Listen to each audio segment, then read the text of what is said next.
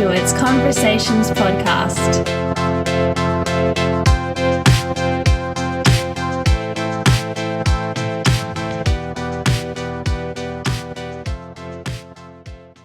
Hello, everyone, and welcome to Conversations Interpreting and Translating podcast for our special episode of Ask NAATI. So this is our first Ask NAATI episode for 2021, continuing on from last year's episode. So our second episode all up, but the first one for the year. We said last year that we would do these at the end of each month, but this year we have decided to do them quarterly. So we will get your questions in and we'll try to answer as many as possible. And for this episode, our panel has kindly decided to answer all the questions that came in. So make sure that you tune in to get the answer to your question. Today, I am very lucky to have with me two NAATI representatives on the panel. I have Certification Policy and Development Manager Aurelie Sheehan. Hello, Aurelie, welcome. Hi. And I have the National Operations Manager, Michael Nemarich, on the panel as well. Hello, Michael. Thank you for joining. Thanks. Good to be here. Thank you both for taking the time to answer questions from practitioners and candidates from all over Australia and even one international one, and we'll talk about that one too. We have questions from New South Wales, Victoria, Western Australia, South Australia, as well as New Zealand. All right, so international questions, we could say, for this episode. Okay, we're going to start with some easy ones, and then we might get into some other questions that might be a little bit more challenging for our panel today. Okay, so let's start with an interpreter from New South Wales, from Dinka language. Do persons with skills such as publishing works in a mother tongue and a degree in English, such as myself, need to sit a NAATI test? Who'd like to take this one? I can answer that one. For everyone who wants to sit a NAATI test, they need to meet certain requirements. So in that case, if this person wanted to become a practitioner, they would have to, a certified practitioner, they would have to sit the test in spite of the experience they might already have. So it doesn't matter what experience you have or what qualifications you have to sit this test. Yeah, if you want to have a credential, if you want to be certified, you do have to sit the test. And there are certain requirements to be eligible to sit the test, such as English proficiency, EC and IC, intercultural and ethical competency as well. So depending on their pathways, this would be required. Thank you. And where can people go to for more information about the testing? Well, all the information is on our website, so they can look at our candidate information and also the different pathways that are presented on the website. So if they go under our services, they should be able to find some information about the pathways, and under practitioners, there's a lot of information about the test type. So yeah, it's all there. Very good. Now, there is indeed quite a lot of information about the test and the test types, and it's quite easy to navigate the NAATI website. That's naati.com.au. All right, next question is from New South Wales again, from a Macedonian certified provisional interpreter. When do I need to submit my application before the expiry date? I'm assuming that this is about recertification. Yeah, so applications open 3 months prior to expiry date for practitioners. We would obviously encourage all practitioners to use the logbook during the course of their certification period, so it's not a last minute rush and get everything done. But 3 months before they can submit the application, and applications are also open 3 months past the expiry date as well, noting that once they've expired, they wouldn't be able to practice, but they don't have to go through a whole process of being tested again if it is in that 3 months past the expiry date time. Okay, but make sure to log your work and log your PD throughout the 3 years. Don't leave it to the last Don't leave it to the last minute. Okay, I've got another one from New South Wales. This one is from an interpreter who speaks many languages: Serbian, Slovene, Croatian, and Bosnian. What do I need to do to recertify for certified and recognized practicing translators? Aurelie, do you want? Yeah, sure. So to recertify, well, for translators, they need to meet a number of requirements, such as work practice, and minimum requirement is 30,000 words for the 3-year period. Noting that at the moment, because of COVID, NAATI has reviewed the requirements. So if the 2020 year is part of the recertification period, then we're only requiring 20,000 words. And of course, they also have to undertake some professional development and have a minimum of 120 points. However, again, we've reviewed the requirements for that certification period, including 2020, down to 80 points. Very good. So perhaps this interpreter has certification in all of these languages. Yeah. In that case, would it be, 30,000 or 20,000 for the COVID period for each of those languages and each directions, correct? Yeah, that's right. Yeah, each combination would be a credential. So if they are like, if this person has interpreting credentials, so that's in both directions, so that's one credential in itself. But for translation, if they had a credential for each direction, they would have to recertify for each direction. So if you have 2 certifications for 2 languages, you have to get them in both directions if you have certifications in all those directions, but one set of PD points is enough to cover all certifications. Yeah. Yep, that's correct. Okay, very good. How many hours of work do we need to do in the 3-year period? This is from a Victorian certified provisional interpreter in the Macedonian and Serbian languages. I'll take that one, which is, so it's 40 hours, it's 120 hours over the 3-year period, on average 40 a year. As Aurelie was saying, with translators, though, we've revised those requirements because of COVID, and it's 80 hours over the 3-year period for interpreters, or 80 assignments. So it can be a cumulative 80 hours, or it can be 80 individual assignments, noting there's a lot of jobs that are 15-minute telephone jobs and the like. So that would also count in that scenario. Yep, so there's a lot of video interpreting and a lot of telephone interpreting these days because of COVID. So each assignment is counted as, or each phone interpreting job, even if it's 15 minutes, 20 minutes, is it counted as an assignment? Yep, that's correct. Okay, very good to know. Here's one about the portal. Sometimes I have a problem logging on, even when all the details are correct. This is from a certified provisional interpreter from Western Australia in the Swahili language. Yeah, we would just recommend, I mean, it's hard to know the exact problem they were having, but contact email address is info@naati.com.au. We would recommend someone contacting us through that. Often it's a case of just being able to reset their password for some reason, whether it's an incorrect password being entered or someone else has tried to register with the same email address. It's hard to know exactly the issue, but if they email us at info@naati.com.au, we'd be able to assist. Okay, thank you. All right, so this one is from New South Wales. We have a recognised practicing candidate, I think, from the Rohingya language. This one's a bit long, so bear with me. There's a bit of a backstory. NAATI has rejected my recognised practicing interpreter application twice. My evidence of English proficiency test was dated 2018 December with a speaking score of 5.5, which is now expired. The skill set course with government subsidies is not available in New South Wales. I have work experience and attend many PD events.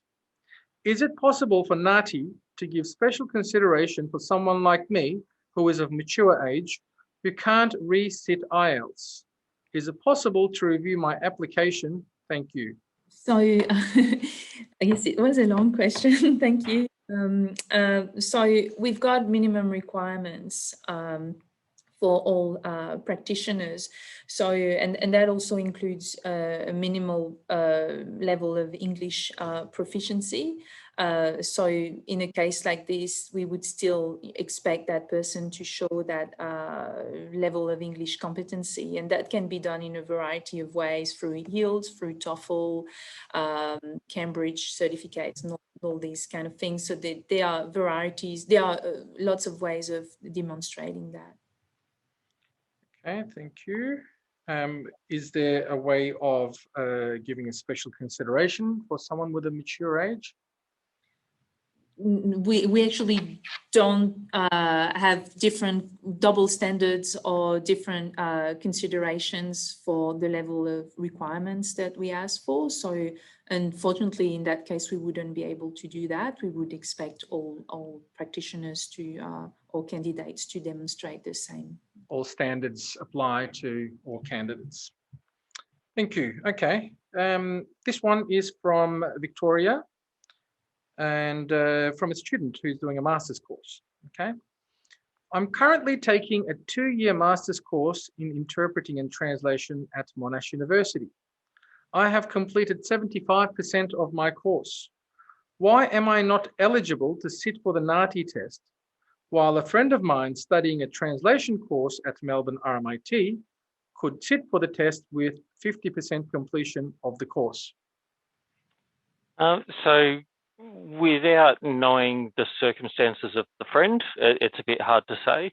As a general rule, we would say that completion of the training for any level is the most appropriate course of action, because it gives the best ability to pass what is a challenging test for NAATI. We have made exceptions for people in the past in this, particularly at the master's level, where they've demonstrated previous experience and study that would have met minimum training requirements anyway, and where their visa is expiring or they have a family event they need to get to that would prevent them taking one of the scheduled tests.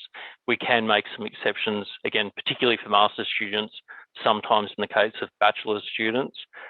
Anything below that, not as much, but we would still go back to the same advice that finishing the qualification is the best course of action, because it gives the best chance of passing the test. Could it also be that some of the courses that they have elected, or the courses that relate directly to the certification subjects, maybe they have completed those in one university, while in the others, maybe the courses that they've elected, or the translation or interpreting courses that they've elected, actually they haven't completed yet? Yeah, that's correct. If let's use an ethics unit, for example. Ethics is a critical part of the prerequisites for all NAATI tests at every level. So if the 3/4 of the master's course that had been done didn't incorporate that ethics component, then that may be a reason why it wasn't possible. Maybe they hadn't taken that course yet. Yeah, so correct. But in that scenario, if someone has completed 75%, particularly at bachelor's or master's level, email us info@naati.com.au, and we can talk through individual circumstances. Again, we want to be flexible. We want as many people to join the certification program as possible, and if there is special circumstances that need looking at, we're certainly flexible in that. Okay, so for this person who asked this question, please email NAATI, explain your situation, and see what happens. Yep. Okay, how do I get information about the latest updates for the tests? This one's from Victoria, from a Mandarin Cantonese certified provisional interpreter. Where do they get more information from about the tests? So was it about the latest changes you said? I'm not sure if this person is referring to the test format or the test dates. So in terms of the test format, there are no changes planned. NAATI is constantly reviewing what we're doing, but we're actually not planning any changes at the moment, so there wouldn't really be updates around that. So then if it's around test dates or test location, they would be informed by an email directly. Each candidate would be informed about changes affecting their testing session. So that would be through direct communication with NAATI. Michael, do you have anything to add about this? That would just be an email, really? Yeah, email usually, or where it's I'll give a specific example, which is where Western Australia at the start of the year went into a snap lockdown, and we had Cantonese happening in that week, and the state staff in Western Australia contacted each of those candidates directly because of the short time frame to talk about what their options were, whether it could be done online, whether it was needed to be postponed. So if it is a schedule change in a short period of time, they'll be contacted directly by a state staff member that was conducting the test. If it's a longer time out, like if we change the test date for something happening at the end of this year, it would just be via email. And then, as Aurelie said, no actual changes to the test mechanics or format at this stage. If there were any changes, I'm sure they could find out whether it be on your website. There are newsletters that get sent out as well, that they can get that information from there. And of course, I'll be chatting to you over the year as well, whether it be in an Ask NAATI episode or we do a podcast about a particular issue. Listeners can also tune in to get the latest information and updates for NAATI. Okay, thank you. This one's from Victoria and Certified Provisional Interpreter Somali Language. I would be very happy if NAATI answered this query regarding my overdue application test for Certified Interpreter. In fact, since I am eligible for the test, I did apply to upgrade my certification in February 2020. Unfortunately, my application was put on hold for an indefinite time. So my question is, why NAATI does not consider the keen and competent interpreters and translators who wish to enhance their level of certification? So this is Certified Provisional Interpreter in the Somali language who wants to update their skills, upgrade their skills to the Certified Interpreter level. Why can't they? Yeah, it's a scale issue is probably the short answer. So there is over 200 languages spoken in Australia, according to the last census data in 2016. The ability for us to test in a language requires us to have a competent and skilled level of examiners, competent and skilled level of role players available, and a suitable number of candidates to be able to invest the money and time into creating a test. So even in a scenario where, let's say there was 10 candidates that wanted to take a test at a certified interpreter Somali level, we would still be beholden to the requirement to have the appropriate skilled examiners and the appropriate skilled role players to be able to conduct that test.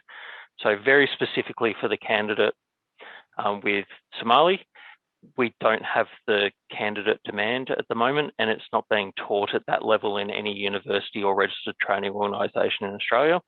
So there's just not the demand there to be able to do it. We can't rule it out, and we would certainly love to test at that level for every language, but at the moment there's just not the demand either from an education institution, candidate, or candidate space currently. So we, as of today, I think we're testing in 42 languages for interpreter. That's on track to go up to 53 by the end of 2023. We released our test dates right out until the end of 2023 during the last month. So anyone can log onto our website and have a look at what's available and when to get a good idea.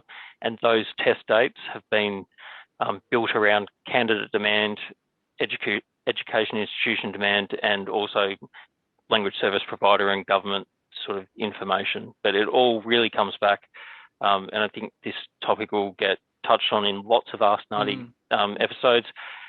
For us, it's quality. If we can't guarantee this same level of quality from an examiner and role player point of view, then we're not going to release a test in that language, because it's just unfair for those that are already practicing, but it would also be unfair for the candidate that went to sit that test. How long does it take usually for a language like this to become more established, have the right kind of examiners? I mean, I know that there is no set time for something like this, but you know, you have some of these languages, they're not offered at the tertiary level for training. They're not tested. So how does this language develop? How do we get more people trained and then more experienced, upskill them to becoming examiners? Like, do you foresee any kind of a pathway for this? Sorry, that's my question. That's okay.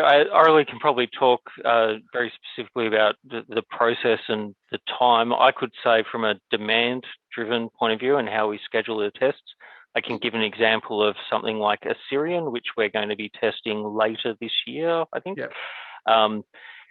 We had that as a recognised practising language for a long time, and it's the highest recognised practising language, so lots of candidate demand there, and candidates that are developing skills in the workplace as recognised practising practitioners, which gets around that lack of university level training. So they've done a base level of training, managed to get into the workforce and build up skills in recognised practising, which has built enough demand for us to then go ahead and develop a test specifically for that language, which is the point I'll throw over to Aurelie for talking about the process from that point. Once it's decided, it'll get tested. So from the moment we decide to develop a new language, there's a whole process until test day. And it starts by first assessing if we already have a panel or if we need to recruit more examiners. So that adds to the development process. So if, the shortest timeline would be 3 to 4 months to get a first test paper in a given test type. So it could be for CT, for instance, for a new language. But if there's more recruitment needed to create a good panel, then it might take 6 months sometimes. So it's actually quite a lengthy process. It's not something that happens overnight. We do take the time to train our examiners and making sure they understand the new test formats, a new certification system, and then so they're able to develop a first test paper. So that's also why we can't roll out all languages at the same time. There is a lot of work happening in the background to make sure we meet our specifications and our quality standards as well. That's right. And then we were saying in our previous episode, how many people are involved in a test, from the role players to the invigilators and then to examiners. So it's not just a matter of getting a few people in the room and then conducting a test. That's right. Okay, very good. So any recommendations for this Somali interpreter, let's say? Is it good for them to maybe talk within their community to get more people interested in interpreting in Somali, and then they just keep applying so that you see that there is interest? I mean, do you recommend something along those lines? Applications is definitely part of the formation of how we decide what comes next. So it helps us track demand and trend. We have, which I should have mentioned before as well, in languages that aren't taught at the higher levels in universities, in our development plan and our testing plan that gets released, roughly 2.5 to 3 years after CPI level tests are introduced, we look to introduce CI if there's going to be demand, because that 3 years is also one of our alternate pathways to be eligible for a CI level test, is if you've done 3 years at the CPI level. So we're trying to add those languages in where there is no formal training at the higher level. We try and add them in through the work practice level as well. So the more interpreters that want the test that we can find out via applications or via requests via info at NAATI, for example, that's how we'll be able to start developing those. Well, you said some of these languages aren't available in tertiary institutions. I mean, do we recommend to tertiary institutions maybe especially for these new and emerging languages, perhaps have some non-language specific courses or programs that these candidates or these interpreters can access. There's quite a lot of, I guess, interpreting related or translation related courses that are valid and that are beyond language skills. Yeah, I think NAATI is very supportive of any moves by education institutions. Obviously, there's a connection between NAATI and education institutions, but we don't control the syllabus or curriculum or the courses offered. But we are, I can't say exactly what we're doing, but we're working pretty hard at the moment with a couple of institutions and national regulators about some of those options, because we believe that there is a need for more training, availability and access to many languages. And we know that like all interpreting and translating work's important.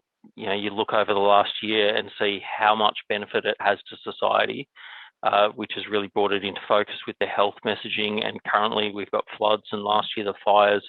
So there's a real, I hope I'm not biased on it, I think there's a real growing understanding that where NAATI has been leading the world in having a national standard for translators and interpreters, and it was always sort of accepted. I think the last couple of years, I've certainly seen a bit more of a shift towards people going, well, actually, it's not just nice that we have this, it's something that we really need to push. And the most visible example is Auslan interpreters standing side by side with premiers and prime ministers. Yeah. And that's just par for the course now. And I think that with that growing demand, hopefully that there's more growing student numbers for education institutions that want to be able to develop it, and hopefully a bit more government support for those education institutions to get some of the smaller demand languages, particularly some of the refugee languages, to subsidise, I guess, the courses at the start to allow them to build and gain momentum. So NAATI continually works, I guess, behind the scenes. It's not flashy and out in the media much, but continually works with as many stakeholders as we can to increase access to courses, and the more interpreter use that's around Australia, I think the better for society overall, and translators, I should say.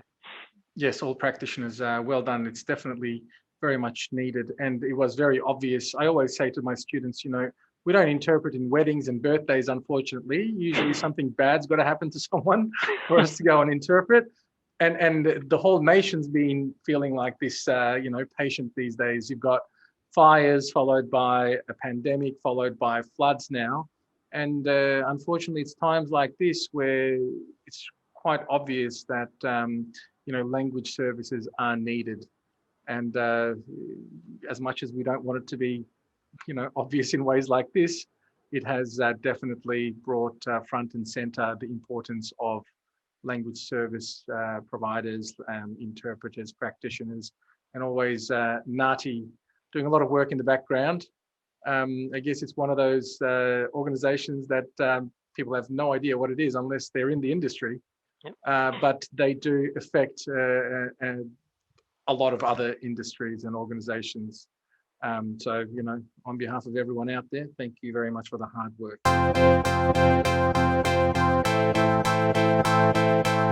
All Graduates Conversations Podcast.